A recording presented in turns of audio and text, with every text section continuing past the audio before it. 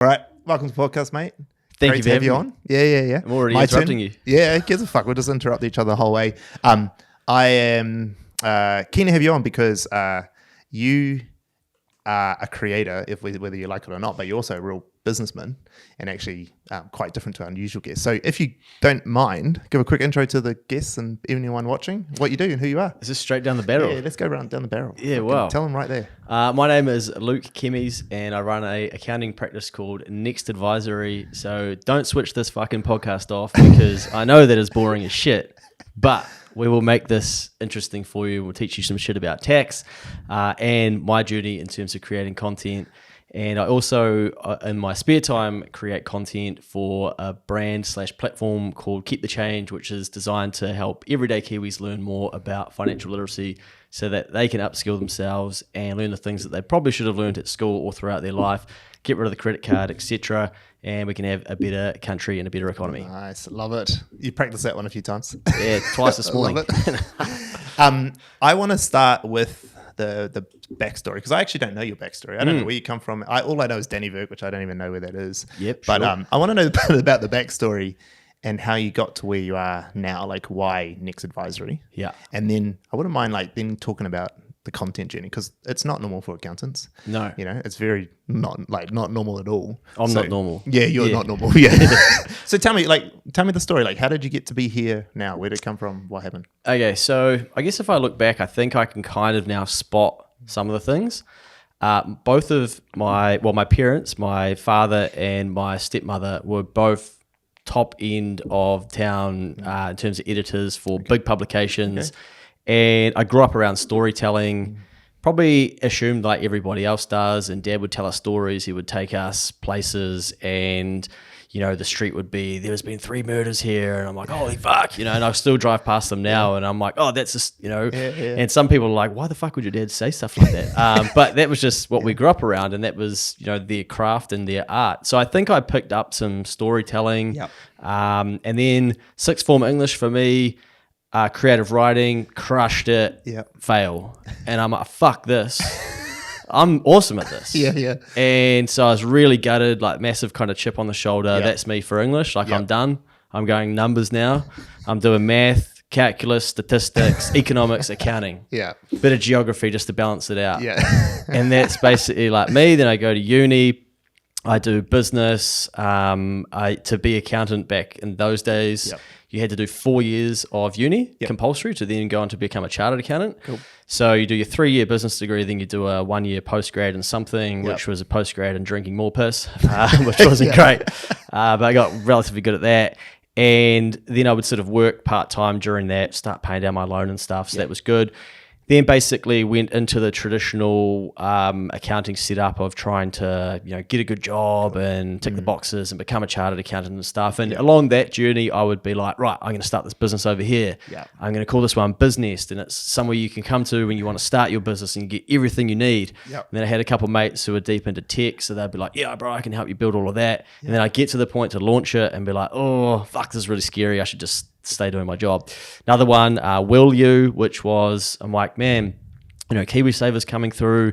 People are going to need a will. Yep. A lot of Kiwis don't have a will, don't even know what they are. I'm like, if you could come online, do one online very simply. So I'm like, let's build that. So build that, get it to the point where I get like a couple of people writing wills and I'm, giving them to them and I'm like, sweet, you've got your will now.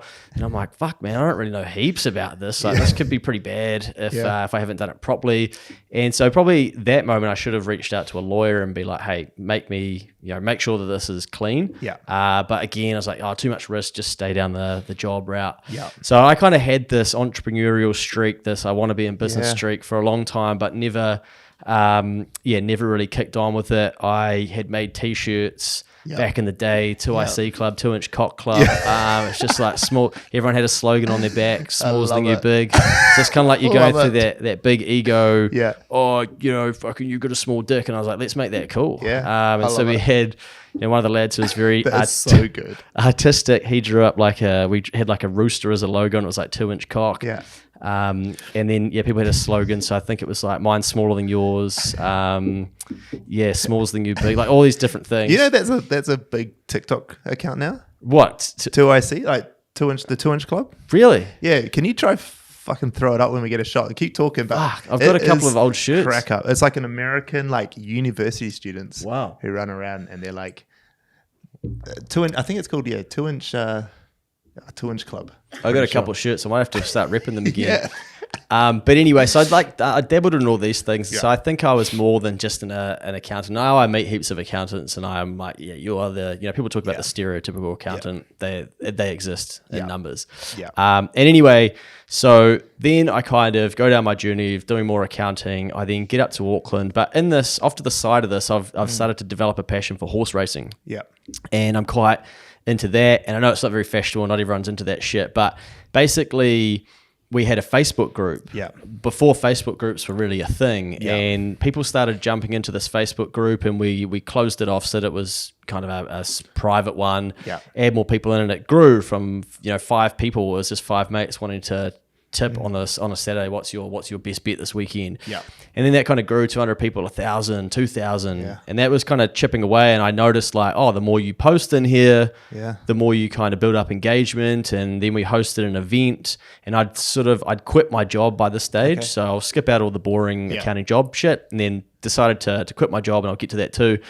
And I said to the group, hey, who wants to come to Wellington and let's meet up at this event? And 75 people turned up from around the country.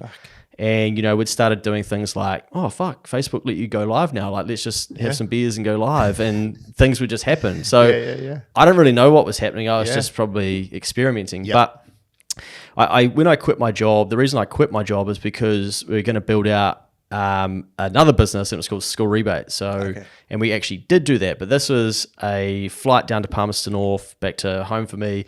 And this guy said, you're an accountant. Do you know that you can claim back your school donations that you pay as a parent? And I said, yep, that's the easiest part of our tax legislation. He's like, fuck, I just did mine. They're so hard. You need a receipt. You need to staple it. You need to send this form in. He's like, if there was an electronic version of that, it would be so easy. And I was like, interesting. So I went, back to work on that Monday, and I'd already gone and dug out the data, like how many people don't claim their receipts and their donations, and said to my now business partner, we were working together, I said, mate, like, this seems like there's an opportunity here.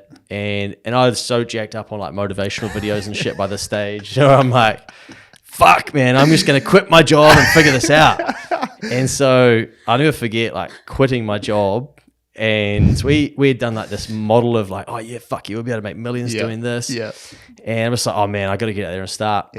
And basically I quit my job, and my boss is sort of like, dude, like, what are you going to do? And I'm like, I can't really tell you, man. Like, got some big shit planned. And he's like, what year was this? I don't know, maybe like 2017, maybe 18. Yeah. And I think he's just like, fuck yeah, maybe this guy is on meth. But basically, I'm like, mate, like, there's no convincing me. I just got to go. Like, there's all this. I could just see these opportunities coming for me, even the racing space. And I was like, I just need to like jump off this building. I know I've got a parachute on. I just don't know when it will open. And he's like, you are on me. Like, fucking, you can go. So I finish up there, and I think they'd hope that I might come back into some kind of like different role or do some business development and shit in time. But basically started building out School Rebates. And so we thought that the reason, like this guy said to me on the plane, it's really hard to do. The reason people don't do it is hard to do. Realistically, people didn't know that they could do it. So we build this website, we get some media attention.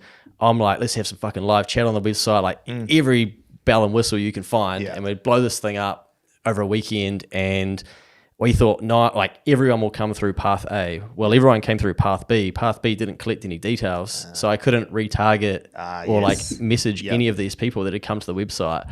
Now, what actually happened, or what the problem was, is that people, A, didn't know that they could do it.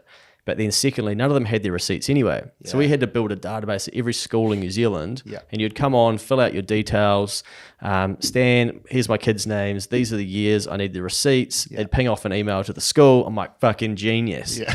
And bang, first email goes out, phone's ringing like, who the fuck are you? Like, we're not sending you receipts. You can't ask for these. So we just pissed off 2,500 admin staff around the country like that.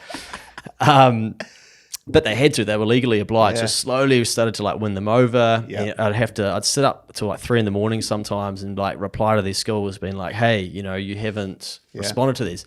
In my mind, I'm thinking like, Well, now thinking about it, I'm like, fuck, how stupid was I emailing people at 2 a.m. to a school saying, hey, send the receipts. You haven't sent them. Like, of course this looks like a scam. Yeah. But I'm just like, oh, got to grind, man. And like, someone had said to me, oh, you remind me of Gary Vee. And I was like, who's that? Yeah. And then I started watching him and I was like, fuck, this guy's out the gate. He'd send them at 2 a.m. Yeah, he sent some more. But now I'm like, man, no wonder people didn't take us seriously. But long story short, so school rebates, we refunded Kiwi parents $1 million. Shit. Yeah, and then thousands of parents came to our website, got the information they needed, and they then just went off and claimed from the IRD. But the IRD also said to us, if this thing gets some traction, we're going to build a way better software because we've got way deeper pockets than you do. We're going to build that into our technology and you're not going to have a business. And so we're kind of like, okay, we've got a short window. But at that same time, my business partner had said, hey, what do you think about building an accounting practice from scratch? And I'm like, fuck, let's do it. Like, let's go. And so it's just like this perfect shitstorm where I was learning stuff in the horse racing space and playing over there. I then started learning about Facebook ads and digital marketing and storytelling and like building a community through horse racing. But then also like, I was writing to these parents and stuff. I feel a little bit bad saying this, but I know people do this. But like sometimes I'd respond to these parents. Someone said to me, dude, like, you're not a parent. They're not going to gel with you. I was like, oh, well, we'll introduce Sarah from School Rebates. Like, hey, Sarah here from School Rebates. I fucking love this. And now, honestly, some of my clients do this. What they do is they have like, say like Nelly from accounts, and Nelly emails your customer. I was like, hey, Nelly here, we're checking in. You haven't made payment. And my clients are like, fuck, they've got no idea it's me. But, you want to put that, you got to have that there. We got Kevin. Nice. Kevin's ours. Kevin Hedwig. Yeah, Kevin's about to come around. Yeah. So I was learning stuff in the horse racing space. I had a Facebook group that was growing. I'm like, man, people want to come out of this. They want to catch up in person. And then School Rebates, I learned all these lessons. And then I'm thinking, well, we just need to fucking build an accounting practice. Like, how hard can this be? Just take all the same lessons, just go live all the time. And people will just be like, yeah, do my accounts. Definitely not what happened. But that was kind of like how it started. But also through the horse racing stuff, it was called Boys Get Paid. It's called Boys Get Paid. I put the hat around. It's like, all right, who wants to put $50 in and we'll bet this on behalf of everyone when we went to this event. And then I thought, well, I've gone back to Auckland where I now lived, and I'm thinking, well, why don't I just build an online form? People can fill that out and they can chuck in $50, $100, and we can do that for Karaka Million, which is our favorite race day. And next thing, like 520 people have filled out this form. I've got 136K just stacked into my ANZ account. And I'm going to the track, like betting it, going live on Facebook saying, right, we got $5,000 on this horse, and into the Facebook group. And we've got a Facebook page by this stage and an Instagram account, and kind of like, we need all the different pillars. So just fucking trying to blast it. And then my mate was getting into videography. So my mate, bring the camera, let's make a highlight of the day. And so we had 75 people there. We had 136,000 to bet with. And that was kind of year one in that horse racing space. And then people were like, whoa, what the fuck just happened? People started talking about it. And then so that sort of has gone on for now. This is the 6th year that we did it this year. And we had $1 million in the pot to start with. So we had $1 million to gamble on the night. Unfortunately, we lost 500 grand. It's not a great, please don't clip this bit out. Because every other year we never lost. And then finally fucking lost. Like, it was hard. I could do a whole, In the previous years, how much were you up? Oh, one time we like doubled the money. It was usually like a 40%-ish return. But people love just being a part of these big bets. And then we built an app in the process so that people could get the notifications faster. And like, it just kept getting bigger and bigger. But but they've shut the racetrack at the moment. They're doing repairs. But the last year we maxed out this room, 850 people in there. So now I'm getting sponsors in. I've got an MC. We're doing fucking lucky barrel draws, and like there's a free pink gin from Girls Get Off, like clients of Extivage and shit like that. So it was just like, it was all sort of coming together. But people have a great time. So we still do that in the horse racing space. That's a big go. People have loved the punters clubs. And then, Next Advisory and the accounting side of things, I just have taken the lessons from all of those and thought no one's doing this in the accounting space. But to take it back a step, basically in accounting, if you're going to go out on your own, most people will go to old mate down the road or Sally or whoever and be like, you're going to close your practice. I'll buy it off you. I'll buy all your clients. And they say, sweet, you probably don't have the money. You're like, no, we don't. Okay, well, we'll use vendor finance. So, basically this is your business now, but you owe us, and it's dollar for dollar. So say it's turning over $1 million. You owe us $1 million, but this business is yours, and you can pay us off out of the profits in the business over the next 10 years or whatever. And they come to some form of agreement. And so that's what most people do. They build they buy a fee base. And I'm like, fuck, we don't need to do that. Like, just need to go live heaps and we'll just build it. Facebook Live. Yeah. Yeah, love it. Surely it'll work. We should start a Facebook group. Yeah, it'd be sweet. And so, I mean, this was now, so we just had our 5th birthday last year. So we're coming up 6. And we've gone from no clients to just over $1 million in revenue. Awesome. At year 5. And purely built off of basically like just content. So love it. We're usually a step ahead of what's happening in our industry, easily. Easily. But we've got 350 podcasts, and people are now like, we should do a podcast, and I'm like, oh god, here they come. Here they come. But these are ideas that I would have. No, thank you, because you gave us heaps of business because they come to us. No, I mean, I want to be like Luke. But in my industry, No. And I would have these ideas back at my job when I was employed, and they're like, okay, we're going to host an event and we're going to start sending out a monthly newsletter. I was like, that newsletter sucks. Like, it's all about what we do. No one gives a fuck. Like, let's make it valuable. Oh, mate, you don't have a marketing degree. I'm like, oh, okay, whatever. And then, I could help out with this event. I'm like, I've run them in the Naki before because my boss in the Naki would just let me do whatever I want. And I'd be like, I'll have a crack at that. So I'd learned a heap of shit down there.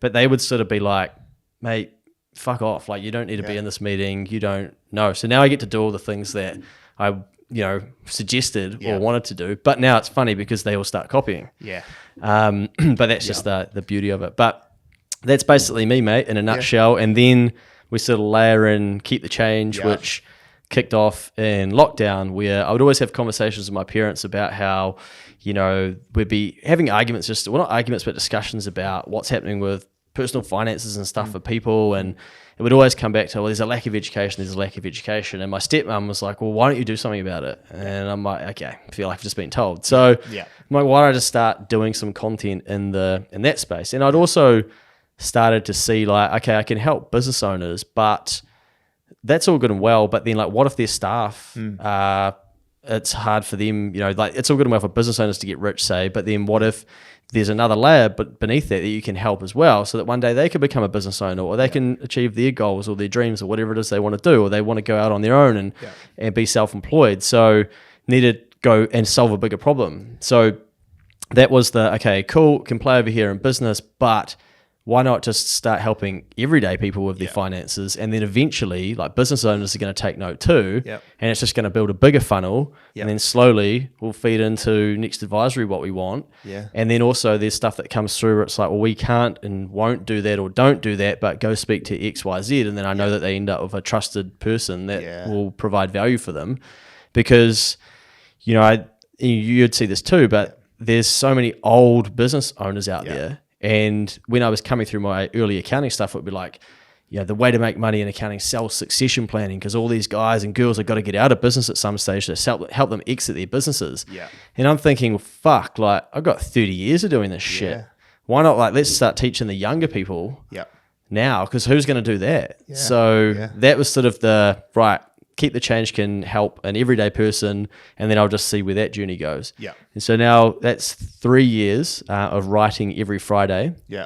And then I knew by then already, I was like, okay, I need to be doing podcasts. I was already doing that for BGP, for instance, and need to have an Instagram, etc. And so started cranking content across different things. And then, TikTok took off, and I was like, fuck, not another platform. Like, I was probably like content/platform fatigued by then. And I'd seen it and I knew about it, and I'd sort of seen it evolve, and I just thought, nah, that's probably, I don't, people will say, oh, I don't want to go on there and do dancing. I knew that that's not what it was, but it's just like another platform that I've got to master. Yeah. By this stage, I've done Facebook groups, Facebook fan pages. I've done Instagram. I've done LinkedIn consistently for, I don't know, maybe 8 years or something now. Yeah. I'm like, you're telling me there's this new shiny object over there? Yeah. So I think part of me, it was like lazy and hoping that it would just go away. Yeah. But then I just sort of, got on there, started finding my feet and was like, okay, I need to just do things the way that I would do them and then start cranking some content out. Yeah. And obviously that shit blows up. Well, it can blow up. Blow up, yeah. And mine is by no means, as big as, others you'd come across. But I'm like, oh, this is cool. People are, they want to learn about financial literacy and stuff like that. So I just sort of started clipping out things of me with a whiteboard and just doing it in my style of in your face. Unapologetically you. But I've been pretty slack. I haven't been on there and I don't really know what that is. I just think that when I go on there, I know how dangerous it is to lose time on there, not for myself, but for other people. Okay. And I put content on there. Sometimes it goes nuts. Other times it doesn't. And it just doesn't feel very consistent for me. So then I naturally gravitate back towards Instagram. Yeah. Okay. And I find that my feeling is that Instagram, you can sort of build closer connection with your followers and you can sort of build community. And that's what I've built my whole life is around community. Whereas TikTok, I feel like you're just like, fuck, here's another $100 in a pokey machine. And like, let's see what falls out the bottom. And there's people that are fucking throwing things at you. And every now and then there's someone's like, that was awesome. But there's some weird shit. And, I posted a video of Joe Rogan, Dana White. On an interview, and so I've just like screen recorded it off of YouTube, and it got like 70,000 views or something. And then I went on the next day. I was like, oh, I wonder how many views that thing got. And then bang, hit refresh, and it's like 1.1 million. I'm like, holy fuck. So then I've got all these Americans just smacking comments up, and I'm like, oh my god. So I don't know. I just have this real weird relationship with TikTok. It's actually really interesting. Your Instagram almost does better on average, which is like really unheard of these days. Instagram, yeah. I've had a lot of fun with this, like those whiteboard videos, for instance. Once I kind of found my flow with those, but I haven't actually made many for a while. The biggest video that I had that popped off was kind of right down the bottom, but I was like shakily filming my big computer screen, saying, I remember that one. If you haven't, if you haven't ever searched the unclaimed money register, you can go and see if you're owed some money. And people were commenting like, fuck, my name's on there, I'm owed money. Even my mates were messaging me being like, bro, like Air New Zealand owe me $400. Like, what the hell? And then next thing, it's like, it's on the news and it's in the Herald, and Newstalk ZB are doing a story. I was going to try and look for mine, because I remember I seen that video. I didn't realize it was yours. Yeah, it got like 500,000 views, like really quick. But for me, again, like, because I've been in the content space for some time, I'm like, wow, the tables have turned, man. I'm making a shit quality video. Front to camera, just one take, like, hey, have no expectations of it. It gets 500,000 views. Next thing, the media are like, oh, bang, let's do a story on this. And there's a written one, there's a video one, there's a an interview, and I'm like, fuck, man, everyone got something out of this, and like no one ever come back and was like, oh, hey, why don't we ask Luke about it? But I've seen a number of my videos now actually pop up in News Hub articles and stuff. So that obviously the media are now looking at what content creators are doing and then going, okay, that's popping off. We need to sell ads and engagement and shit. So let's write about it. Yeah, that's interesting. That was the first time, because I obviously known you from LinkedIn, but that was when I realized that you were on these platforms. When I saw that, and I was like, and that one, I was like 600,000, something like that, 500. Yeah, I think it might have even gone. More than that, is it? But on Instagram, it didn't even go that well. But TikTok, it just went nuts. TikTok, it blew up. Yeah, bro. But so much to unpack. Yeah, sorry, mate. Keep going. No, you keep going. Yeah. More. Now that's basically it. So I guess the overarching. I grew up in the Gary Vee era. Content. Yeah. I know that it works. I've seen it work. I know how hard it is. I know how much energy it takes. I watch people come. I've seen people take the piss out of me and then start their fucking blog because they finally had this health issue and they're like, I'm going to do a blog now. Everyone will care about it. I'm like, cool. Like, sorry to hear about your health thing, but like this is a lifestyle, not just like I can dip in and dip out of it. But I think overarching for me, man, like I love stories. I love storytelling. And so I find that quite easy. And so, my business partner, for instance, he finds it really hard. And so when you're in a partnership or a relationship, you're like, what can I bring to this? Yeah. And I'm like, this is my responsibility to use my strengths to be able to create opportunities for us. Yeah. And basically, these are just ways that I've done that. It's fucking awesome. I love it. And I love your like 2017, 2018, that time period. Because how old are you? I'm 35 now. Yeah, so we're like a year apart, and I was about the same time where I was like met Gary Vee on YouTube, and then I was all in. I was like, I'm quitting my hotel career. Yeah, I know how to do this. Yeah, I'm fucking all in. Must be easy. Started posting content, getting 3 views. Yeah, quit my job. Especially on LinkedIn, I'd write on LinkedIn. People are like, "Fuck, mate, you're like in your 20s. You're not, like, who cares?" I guess one interesting thing too is that I got this big bee in my bonnet that we hit COVID, right, and who's closest to business owners? Accountants. Yeah. But we are so stale and shit as a brand, like overall, that people, they should be who the media are ringing saying, hey, we're in in this environment of COVID, businesses shutting down. They're like, let's get old mate from Auckland University, the professor, to tell us what's going on. Like, seriously? Or like, let's get an economist. The economist contracted to the government, probably never built a fucking business in their life. Nah. And I'm like, what the hell? So at our institute, I'm like, guys, like, what are we doing wrong? Yeah. And everyone's sort of like, well, I don't know. But we did a big branding campaign at our institute for a bit about how your accountant could be the front of everything. But the fact that I can't even remember what it was about, and it would have cost members tens of thousands of dollars. And I was like, well, fuck it. Like, I'll just step into that space. Yeah. And then I just branded myself the people's accountant. Yeah. And like, years ago, I would never have had the confidence to do that. Now I'm just like, well, that kind of is it. Like, you can go to the big dogs and they've got massive personalities, massive brands, and they've got a lot of cash, but they're still not going to be able to speak to the everyday person. Nah. And, I try really hard to, but then every now and then people are just like, bro, this is way too confusing. And I'm like, fuck, okay, how do I dumb it down further? So I've just tried to, I'm just an ordinary bloke that is like, okay, if I can help, I love helping people. If I can help more people and do it at scale through content and dumbing things down to something that people can understand, then you don't know what people pick up from that and then what it leads to for them. Yeah, exactly. No, I love it. And I think there's so much to unpack here because fuck, what a story. But to keep the momentum moving, like you just talked about TikTok and about how crazy it is and the dopamine hits that it gives you. And then you talked about the media and all the media attention, because it looks like you're getting even more media attention recently. Like I keep on seeing your name pop up in a fucking news article, or you're on TV a few months ago and things like that. How has that felt like when you've got that much attention as an accountant, as just a regular bloke from Denver? Like, how does it feel like to have that amount of attention on you? Sometimes it's fun. Sometimes it's just blasé. I guess the horse racing stuff is the biggest. In terms of, we'd have over 10,000 people have got money invested in this pot, and they're like, bro, don't fuck this up.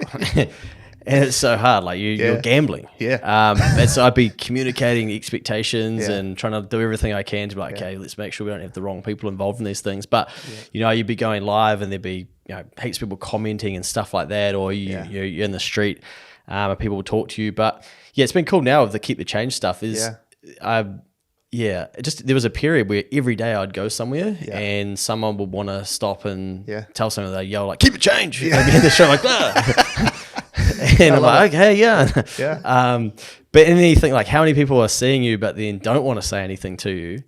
But I mean, the same for me. I just came back from the Philippines the other day and I saw these two people off of TikTok that when I first got on the platform and started trying to learn what was going on, there's this fella called Sammy, I think. And then this other bloke, fuck knows like what they do, but I recognized them. Then I saw them at the airport and I was like, oh, this is two people off TikTok. So you wonder like how much of that goes on that you'd have no idea about. But the media stuff is always interesting. I used to think it was a big deal. Now I'm sort of like, hopefully they're not watching, but I'll be like, I'll come and do that. But I'm like, fuck, this won't lead to anything. Good for a bit of authority. But like people's attention spans are so short that you've got to be, in people's faces for so long. And so I think, traditionally people have wanted to rely on the media for their reach, but you know, you've actually got to do it yourself. And I guess interesting story, and I haven't even told you guys this yet. I actually got approached by a large-ish media company to take on the Keep the Change podcast. Wow, cool. Yeah. Contract in front of me, etc. Yeah, fuck. Yeah, so I said no to that. Yeah. I was going to say, I couldn't imagine you saying yes to that, getting told what to do. Well, that said, I was like, you know, what's going to, and I just, part of me is like, okay, chip on the shoulder. Yeah. I still want to just build this on my own and see where it gets to. Then you can explore that later on. This just feels like more layers for me. Yep. And that I just do things at speed. So the Keep the Change podcast, for instance, there's 360 episodes. Not 1 second or minute of it is edited. Unless I've come in here and recorded them and they're a lot more professional. Shout out to the Attention Seeker crew. But my ones, I'm like, record. I'm like, fuck, I better try and mute and get the coughing out of that. And I'm like, oh, damn it. And then I just pull the SD card out of the back of the platform, flick it to Jade, who works at Next Advisory. And I'm like, hey, Jade, can you please punch that out for me? It can go straight out. Yeah. I'll schedule that one for later on.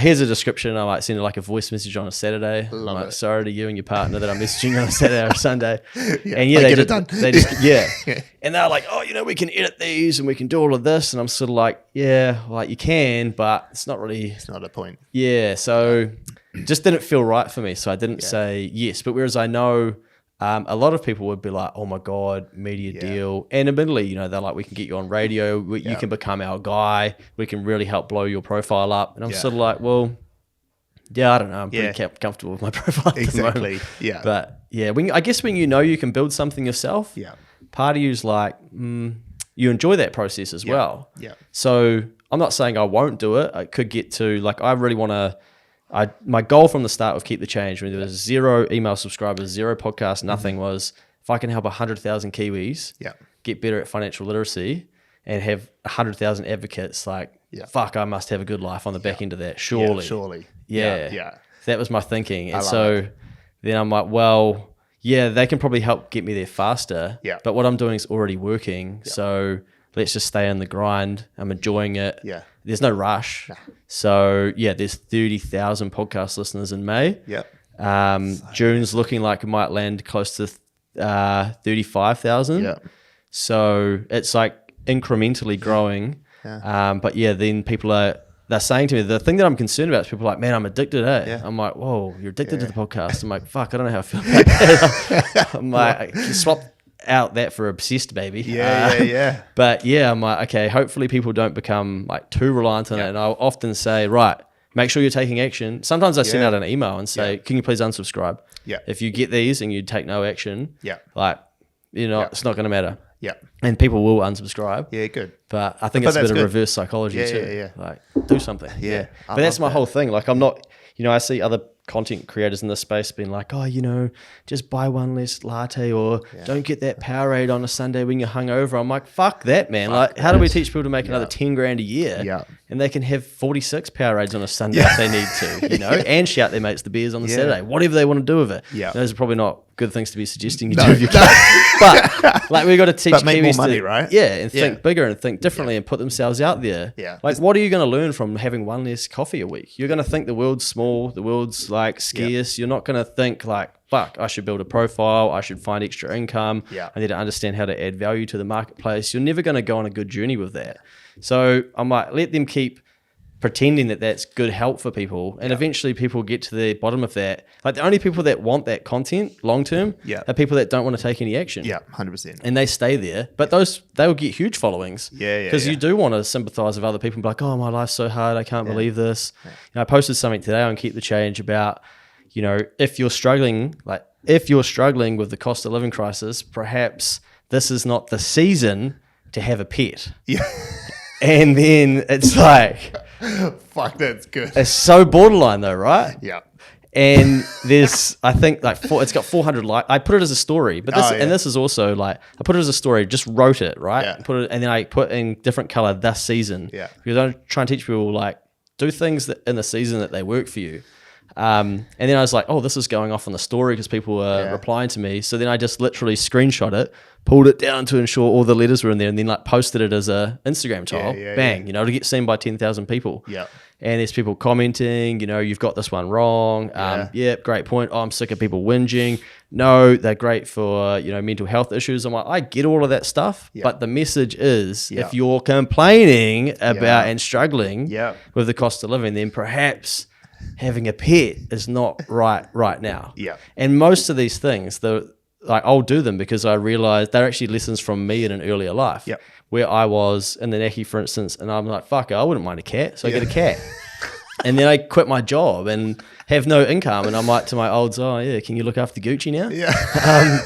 And then she's fucking gets cancer on her leg and only has 3 legs. Oh. And I'm like, hey, I can't put in for the vet bill here because I'm actually not jumped on your parents. So, and so people will think that I'm having a crack at them, but I'm like, well, actually, I've done all this. Experience. Yeah, I've done these things and I can see where they get you to. So anyway, shout out to Gucci. She's still alive, kicking around with 3 legs. Yeah. I love it. Gucci. Gucci. Yeah. You know what? Like, Connor, because Connor's done me a wrap up, but I actually think we can roll through with these because there's heaps of stuff in there, and I'm going to get into questions anyway. And I think just keep them on a roll. Sorry, guys. No, it's good. It's good. No, it's really good stuff. Because there's just so much to unpack. I want to unpack this media thing too because I love giving shit about the media. But how much, like on average, in a month, do you reckon that you get in terms of impressions across your platform? Shit, I don't know. I wouldn't even track it. Like I don't track it. But it'd be heaps, right? Like you're probably at least 1 mil. Yeah, I don't know. Probably not that much. Do you reckon? When you're going full time, I know you're not on TikTok at the moment, but like. I suppose if I was across going, everything. Yeah, I suppose if I was going like Spotify, Instagram, LinkedIn, Facebook, the email, the Keep the Change, Next Advisory, Luke. Yep, BGP stuff and it's cranking. Yeah. You're probably up there. Yeah. And because I always talk about this too, like you're like quite niche in what you do, whereas like with like our range of content's like everything from like my LinkedIn to fucking Taz TikTok, so it's a broad range of shit. But I always say that about media too. Like I'll use them, the way you use them real smart is you get on it and then you screenshot or whatever and then you put it on your LinkedIn. Yeah. And that's the smartest way because you're 100%. like, I'm boss, look at me everywhere. Yeah. So you should listen to me. I know what I'm talking about, the media thing so. Yeah. But you don't really care about their audience, right? Because like a lot of their audiences are not right for you anyway. No, like this is probably one of my best lessons is there were some young lads in the horse racing space and we went to Melbourne, and these young lads worked at the Herald, and we'd been to Melbourne, did this event, and these boys wrote a story, and the title was like, in an industry that's struggling or could be dying, there's a group of young guys coming through that are trying to stop that, and it doesn't have a date on it, and whenever I post that, people are like, yeah, fuck yeah, the boys are in the Herald, this is sick. Like, and so every year I'd like roll it out, and it would be. All the people that have never seen it are like, oh, fuck, I saw you guys were in the Herald. I'm like, man. Like, no, that was a year and a bit ago. But also, like, I've had some interesting run-ins with the media, and I got a massive tune-up from one of my mates who works in the media because I would do a lot of media shit for the horse racing stuff. Yeah.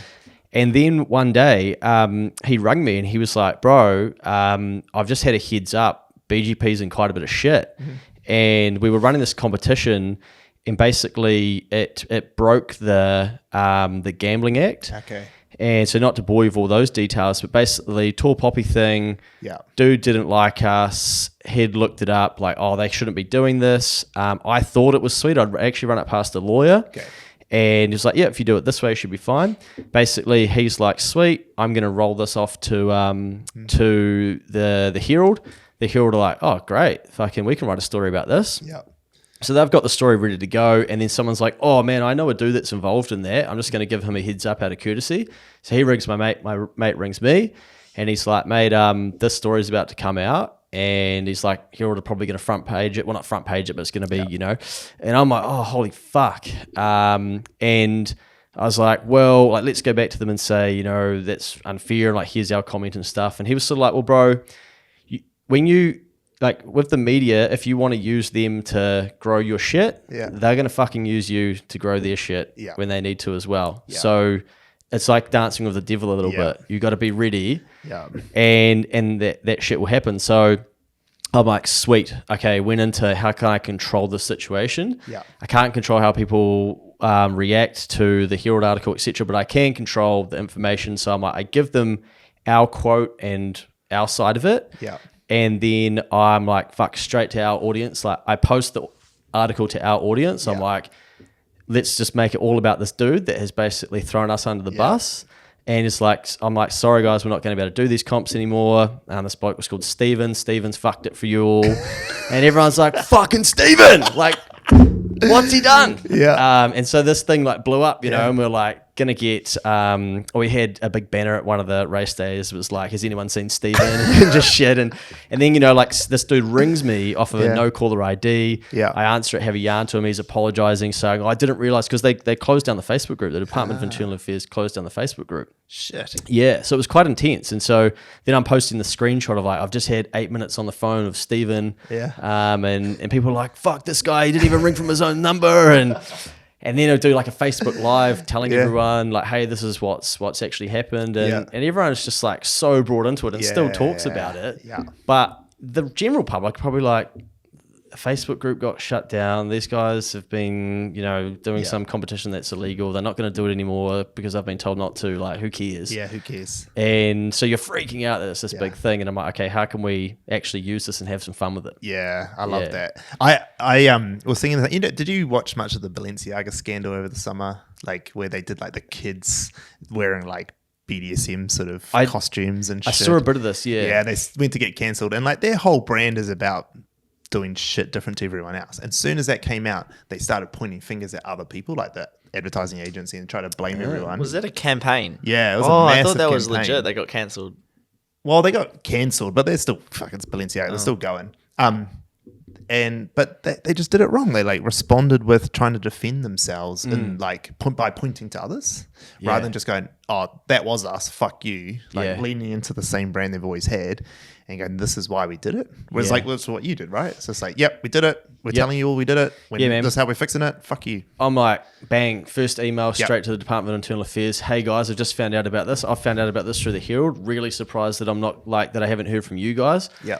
Keen to fucking clean up anything. We never had any intention. We thought we were doing the right thing. Yeah. And then I'm like, sweet. Now we've got our ducks in a row to be like, well, you know, we're not trying to do anything stupid here. We never ripped anyone off. Never took any money off anyone. It was all in good fun. And it would have been like the next big thing that would have blown up for BGP too. Yeah.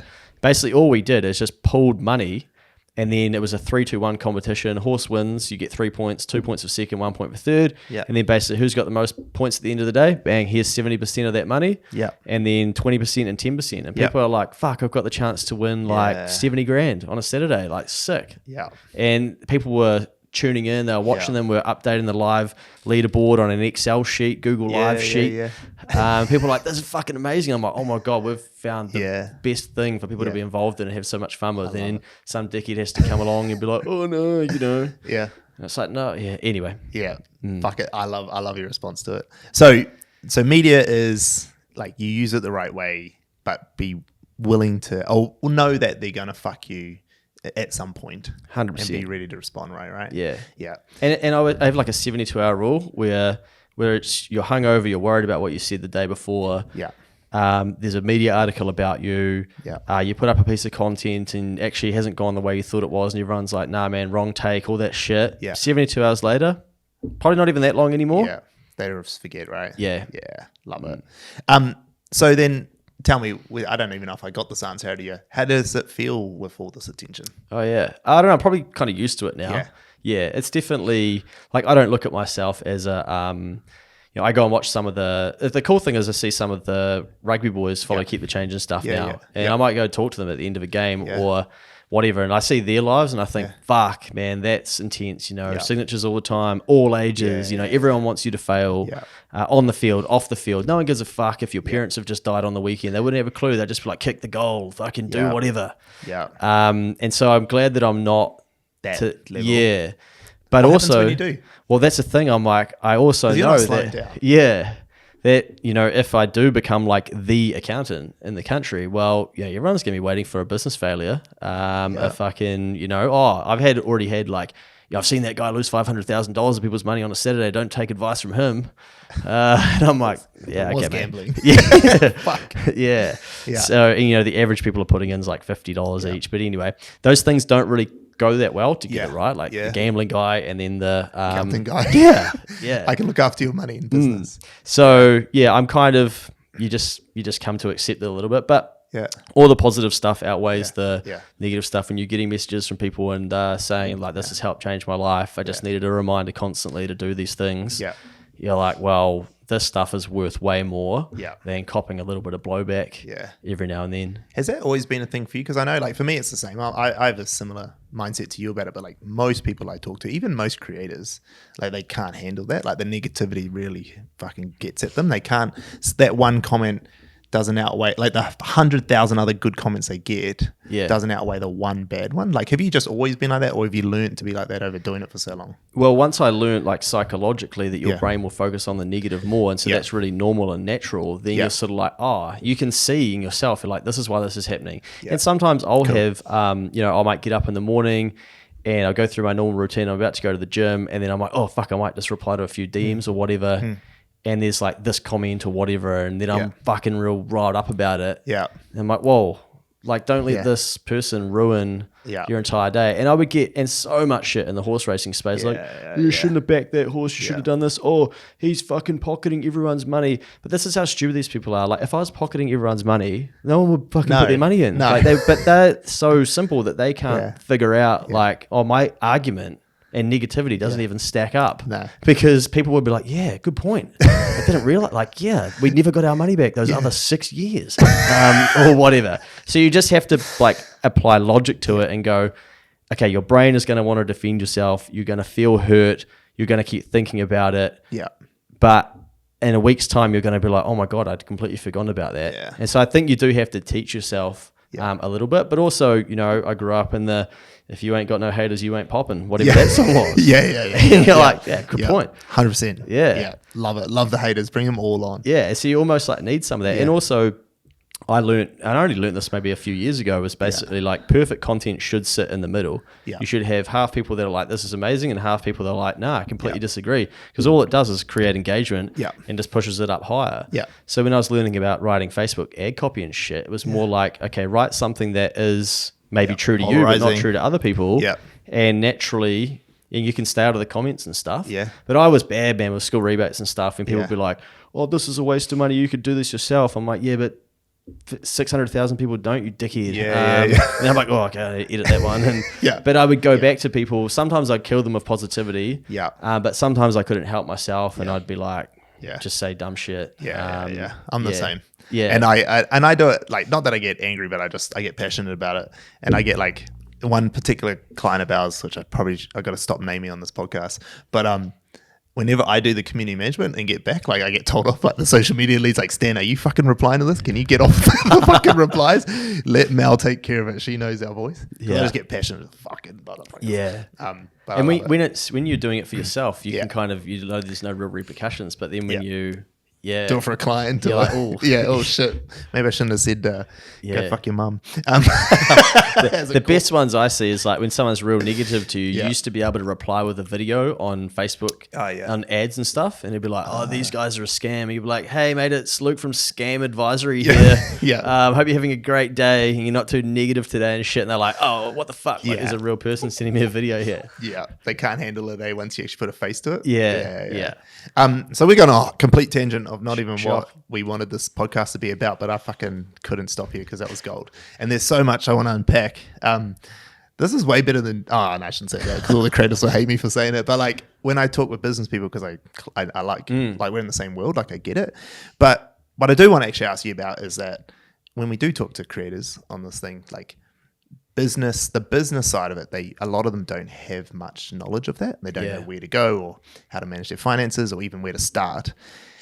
And a big one always comes up about expenses because they're like, because it's the fucking TikTok trend of, oh, it's a write-off, right? That's a whole thing from whatever is Schitt's Creek or whatever. Tell me about that when it comes to content creation.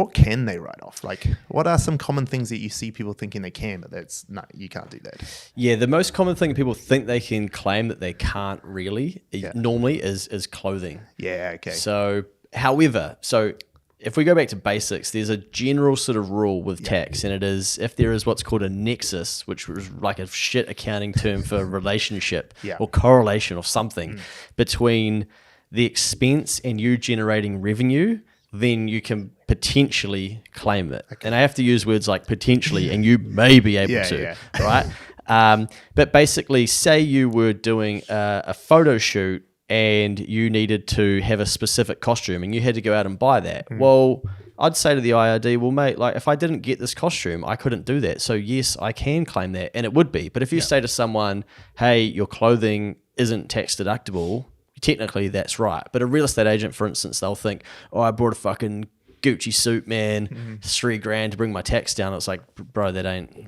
how it works. But they will think it is, and they will claim it anyway, probably. But the beauty for content creators is that, you know, say like this equipment, for instance, or even your iPad, or maybe you need an iPad pencil, or, you know, your phone bill, you need the internet to be cranking out content, you need a ring light, like whatever it is that you do, usually you need that shit to be able to generate income.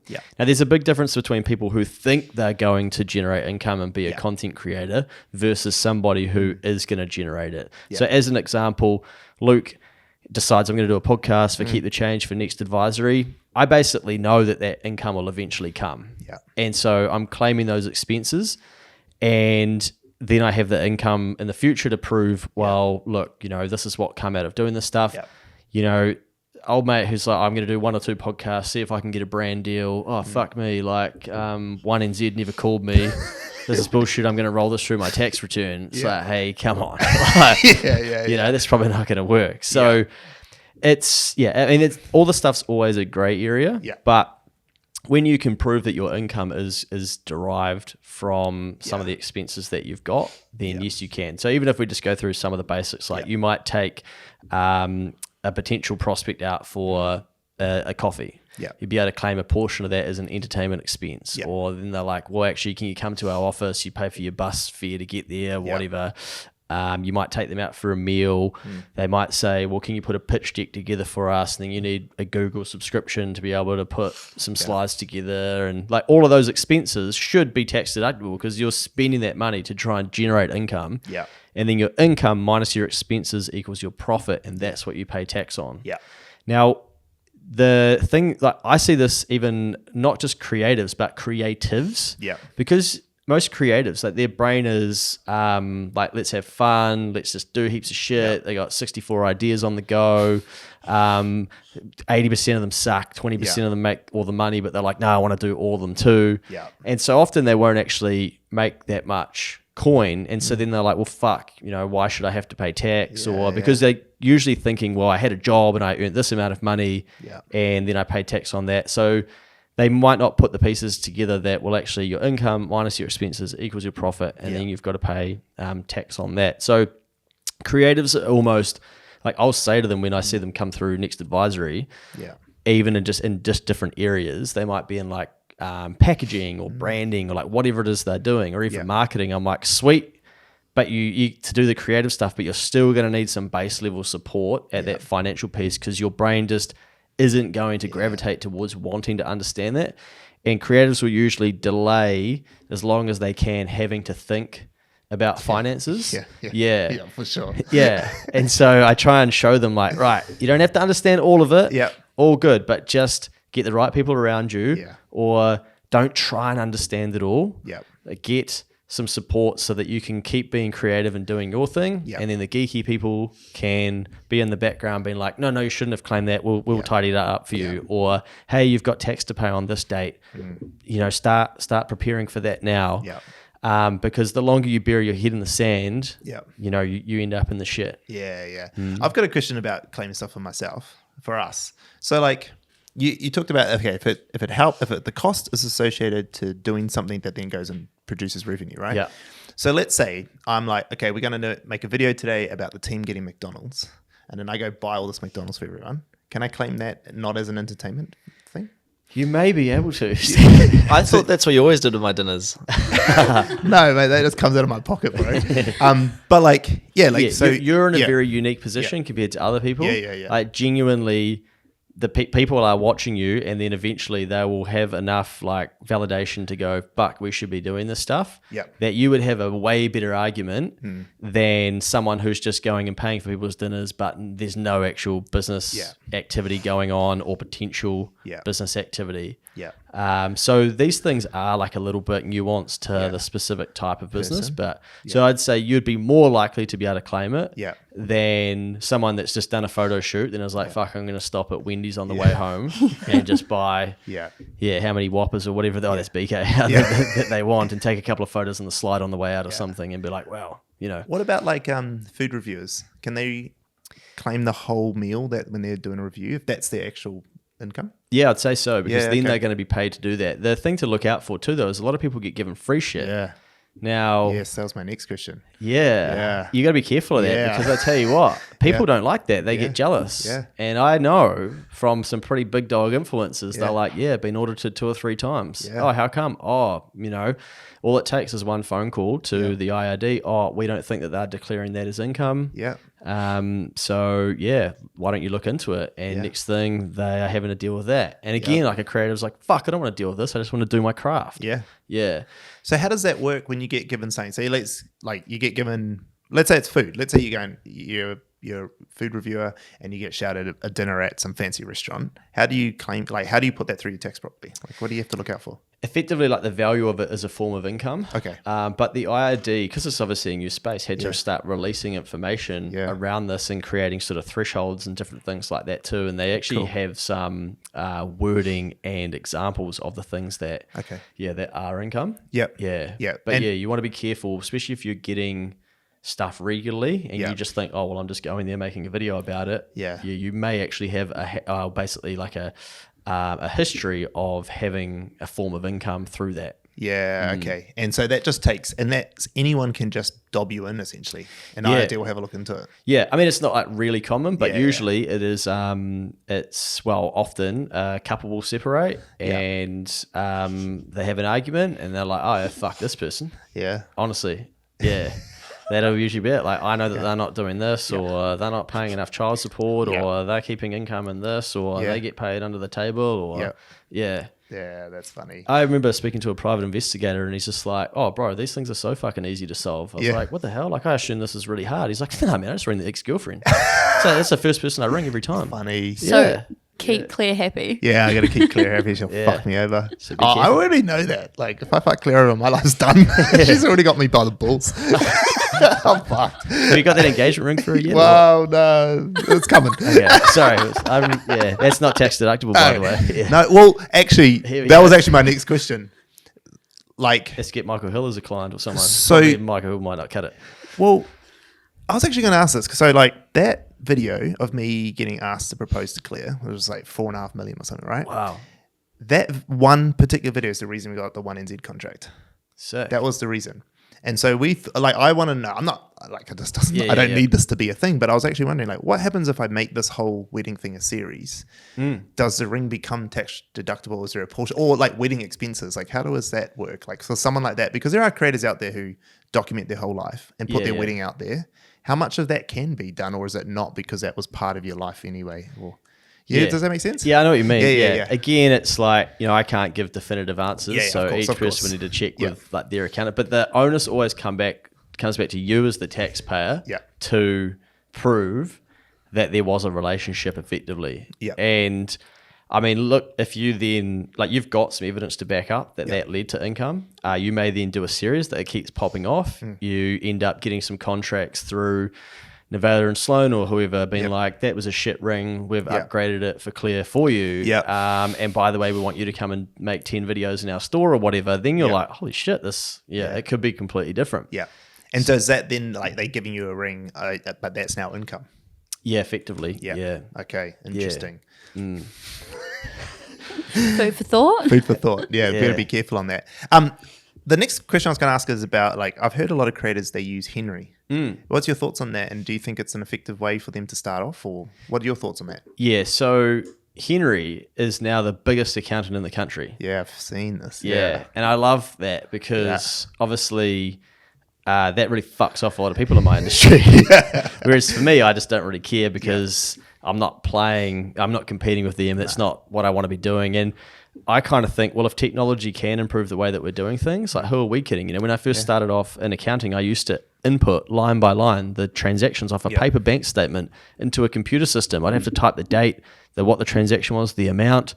I'd get to the end of the whole page, it wouldn't balance. I'm like, fuck, I got to go back through and figure out which one was wrong. Yeah. And people were like, that's just not valuable. That's not smart. But I don't have an ego to think that I was valuable. It's just been replaced by technology. So Henry have gone and basically automated what should have already been automated and make things easy. And, you know, I've literally, people will ring me and ask me, hey, can you be my accountant? And I'm like, nah, you don't need us. Go to Henry.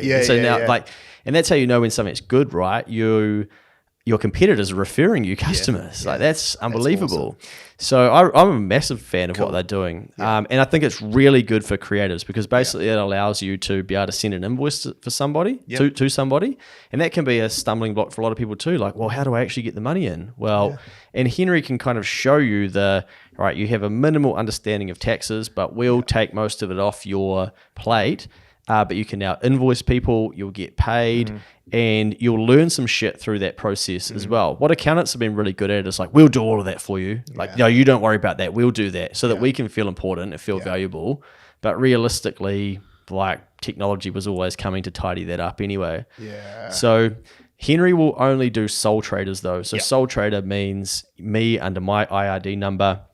You know, I might get a speaking gig, for instance, and I think, right, well, I'm going to use Henry and I can invoice my speaking gigs through that. The speaking gig will get paid and that goes to a new bank account that Henry set up for you through ASB. And then basically it gives me my portion after it's taken some aside for taxes and stuff like that. And then you shouldn't have to worry too much about taxes. And with Henry, you can punch them expenses and say, well, I had to travel down there to do this. Can I please claim this expense? Because if I didn't go, I wouldn't have got paid. And they'll say, yep. So now your $5,000 speaking gig minus $500 for flights, you should only be paying tax on the $4,500, not the entire $5,000. So yeah, it's really good to look at. But if you start a company, you won't be able to use it. What would suit me? Because I feel like all of what he was saying, manual shit, is all the shit I was just asking you literally yesterday. Yeah. I think for you right now, Henry's a great, because you're doing it all through you. You haven't set up a company. You're running department. Yeah, but even if I do, what's the next step after that if I set up a company? Yeah, so why people set up a company is because it gives you what's called limited liability protection. And this is where we start to lose everyone. But it's like putting a condom. It's like putting a condom over the top of your whole self.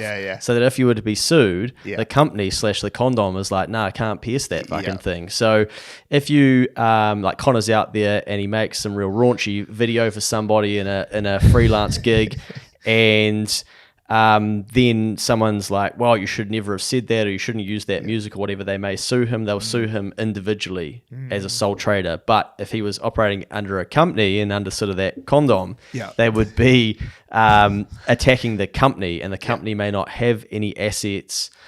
So you could effectively... There are other areas of this where you might have breached your director's duties and things, but they may make a claim against the company and it's like, well, this company doesn't own anything, so sorry, you can't actually get anything. And then you close that company down and then you start another one and you carry on. But the whole reason Henry built Henry, the Henry people built Henry, is because so many people start a company in New Zealand. Accountants make heaps of cash because they're like, we'll have to do all of that because now the rules are way harder under a company. And they don't actually need a company because the level of risk of what they're doing isn't really there. Exactly. So for a lot of people, they'll set up a company, they'll trade under that, which you can do, and that's fine. But then there's no real risk of what they're doing, or it's limited, so then they probably don't actually need the company. So exactly. I wouldn't need the company, you don't think? Well, not right now. I don't think you need one, but I mean, I'm not an accountant. But because you only just sort of started. But he got an accountant right here. Ask him some advice. Yeah. Well, that one sounds cool because it's like safe. It sounds safe. Like if anyone was to fucking come at you. But even if I was to do Henry, like, could I just jump in at any time? Like, do I have to bring in all my past stuff from this financial year or whatever? Like, can you just jump in whenever you want to start? Yeah, you do. If you've had other forms of income, then you normally have to tell Henry what those are, and they have a bit of an onboarding process.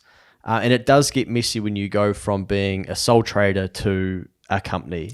So when you get out of it, so you almost want to do it at the start of a new financial year. So you do all of your Henry stuff till 31 March, and then you're like, right, from the 1st of April, I'm going to trade under this company. And it's going to be connorsKickassContent.com and it's going to fucking be sent to the moon, and we're going to do heaps of weird shit in there as well. And I'm not too worried about what I own personally, because people may have a crack at the company rather than myself. But it also doesn't mean you'd be a director of that company. So it also doesn't mean you could just go around taking nudes of people through the windows and being like, well, fuck, come at me, because people might be like, hey bro, like that's actually illegal as well. So you have a duty to do things correctly. Yeah. Okay. So when should creators and creatives think about going to a limited liability company? Like, when does that make sense? Is it a revenue thing? Is it just purely about having the limited liability? Like, when do you think is a good time to start considering? Yeah, it's sort of two parts. Like, one's if you've got some assets that you own personally, and you're sort of thinking, well, you just never know what could happen, or someone may have a crack, and you may be playing in a risky space, and so you just think, well, I probably should have a company. As an example, for Like a house? Yeah, you might own a home, for instance, and that's usually what people are trying to protect. They're trying to keep their business affairs separate from their personal affairs. Yeah. And, BGP, for instance, boys get paid, when we host an event and stuff, we might get a little bit of the ticket revenue and whatnot, and there's different forms of income. That's a company, because, at one stage we had a beer going on, like all this different shit. And I sometimes would think, I'd see in the media, this tour on a boat came back, and then this person fell overboard, and now the tour operator's up for investigation. I'm like, holy fuck, I never know what could happen at a BGP event. And a really upset family member could be like, well, you didn't have the grandstand roped off, so how did they fall off there? And your brain starts like thinking of these things as things start getting bigger. But I'm like, well, is that my obligation, or is it the racecourse's obligation, or is it just their personal responsibility, or you just don't know. So I think when your brain starts telling you like, fuck, there's some risk here, then you want to make sure it's separate. But also you just want to run these things past like other people that are doing similar things and say, hey, how do you do it? Yeah. That's exactly what me and my friend were talking about in the weekend, is like, we need to set up more comps and stuff at the skate park. And then he was saying, but we have to make sure that like you haven't got people, riding across the road. Imagine if someone got hit by a car or something. Oh, you definitely need some insurance. Going into like all of that stuff. And I was like, oh yeah, fuck. See, I didn't even think about that. Yeah. Insurance will definitely lose all the viewers. Yeah. Public liability insurance, something we all need to think about. Yeah, you'll definitely want to think about that for you guys. But also like, you can kind of lean on Henry a little bit, because they're encouraging people not to have a company and to have a sole trader. So you can jump on their live chat and be like, this is what I'm doing. Do you think I need a company? Yeah, that's good. Yeah, put it back on them, because they'll have other people doing the same thing. Yeah. And they're not going to want to put people crook and be like, no, just fucking cavalier it under your own name. But I guess as well, for a lot of content producers and younger people, we're probably at the stage of our life where we don't have a whole heap of assets. So you're not really thinking about protecting them. Yeah. Because you're not worried about it. But all of a sudden, when you do get a house, or you realize, okay, you got some coin in KiwiSaver, or you inherit some money or whatever, then you're like, oh, okay, your life sort of changes a little bit, and you want to create ways to protect those things and keep them separate. Yeah, cool. My last question as we wrap up, because we've gone well and truly over, Ash just giving me the side eye, is you talked about side hustles, and like, it's better to make an extra 10 grand a year than save $4 a weekend, obviously. But like, a lot of people don't think of that, right? They just think of the cost side of the ledger rather than the revenue side. As content creators, what are some opportunities you see that do you see any opportunities in the content creation space that these young kids could do to like really start leveraging that brand that they got? Because they're not accountants by trade like you, which could jump into a business like that. But what could they do? Some of these guys. I just think always stick to what you're good at. Yeah. And I don't know why we don't teach more Kiwis this. Like, one thing that I heard, we used to say it in a different way. When I was getting into business, people would say, stick to your strengths. Yeah. You're like, oh yeah, cool. What the fuck does that mean? How do I know what I'm strong at? Yeah. Like, and so then people showed me how to figure out what your strengths were. But the simplified way now is, just stick to what you're already good at. And I think content creators will underestimate how valuable it is what they can do. And the analogy I often use is, for example, say you ring up a landscape gardener and you're thinking, right, I've looked at my backyard, this thing, we need to make it look prettier. In your head, you think, okay, this is what we could do with it. Yeah. You ring a landscape gardener and they come in and they're like, oh my God, brilliant backyard. We could put a stream in through here. We could put this rock. I can import this rock for you. It's actually this. And you're like, holy fuck, I didn't even know we could do any of this shit. Yeah. And then where the landscape gardener fucks it up is that they go, oh, I'm going to charge you by the hour. Yeah. No. You're going to charge for the value. You're going to charge for the vision. You're going to charge for the creativity. You're going to charge for bringing something to life that person could not bring to life. Yeah. And that is the art of business. Yeah. Not going, well, that'll take me 8 hours at, $100 or $800. You know, you've literally brought to life something that there's no way this homeowner could do. Yeah. Now, there's no difference in that than a content creator where you'll look at something and you'll go instantly when you're creative, your brain's like, fuck, we could do it this way. We could do this. We'd get this angle. Yeah. The everyday person's just like, fuck, man, I just wanted to post my first TikTok. What the hell? So if you've already proven that you can do things and do them well, you just have to offer that to the market. Yeah. And then that comes to the second thing that Kiwis suck at is saying, hey, who wants this? Because we're so scared we're going to get rejected. And it's the same thing. We're worried about negative comments, or we're also worried that no one's going to respond. Yeah.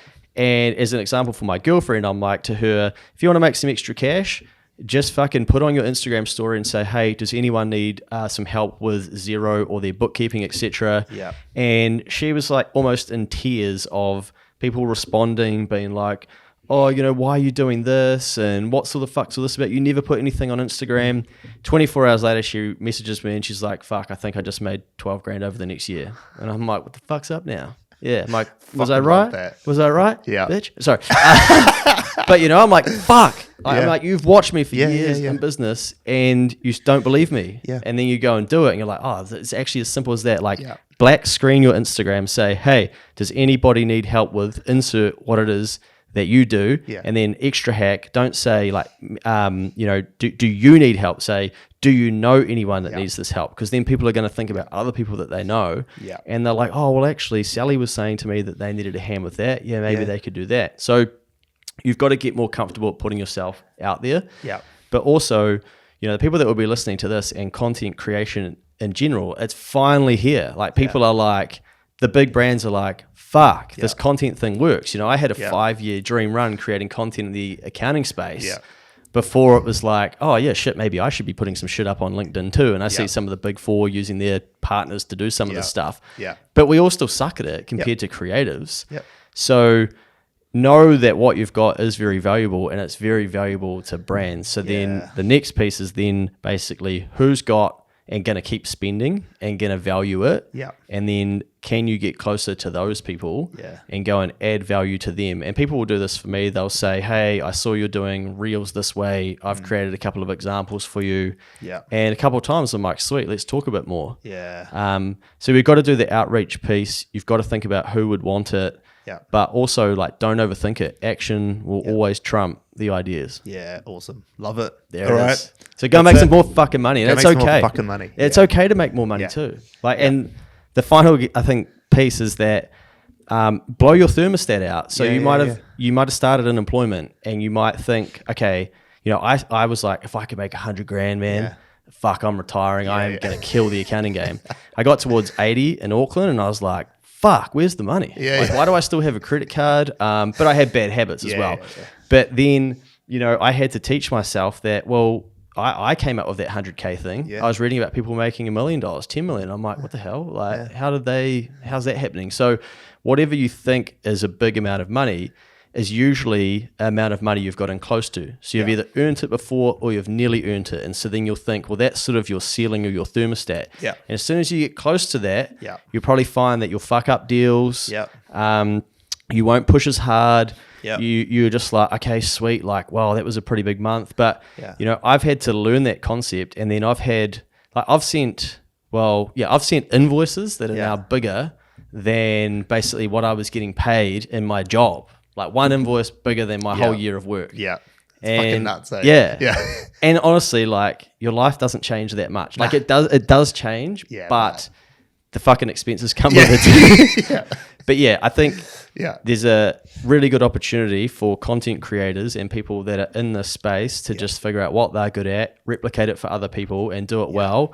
And just don't think New Zealand either. Go fuck you Kiwis. Like just go offer it to you in US dollars and get asked to pay in US dollars. And I had a client where one of the first things we did with them in our early days is we're like, we're your customers, like, 90% of them in US. And we're like, why do you charge New Zealand dollars? And they're like, we'd never thought about it. We're like, okay, from next month, let's move to US dollars. They flipped it to US dollars, probably had like a 3% drop off. And they're like, holy shit. So they just increased their revenue by basically like 100 by 50%. Yeah, I love that. So don't just think New Zealand as well. That's something we're all bad at because we're so far down here, but content can be worldwide. Global, right? From day one. Yeah. Yeah, I love it. All right. Well, I'm going to get told off if I keep sorry talking. guys. Got passionate. Yeah, we got a bit passionate. We'll have to do a part 2. Fucking always, the last 2 have been part 2s. We need to do part 2s. Anyway, man, honestly, thank you so much. It's been cool watching your journey. We often look to you for inspiration at the beginning and even now of what you do, because I think you fucking do it really well. Like, really fucking well. Really love all your content. Thanks for being on the show. No worries. That makes me think, fuck, I need to crank some more content out. You do need to get back on fucking TikTok. Okay. Cheers, mate.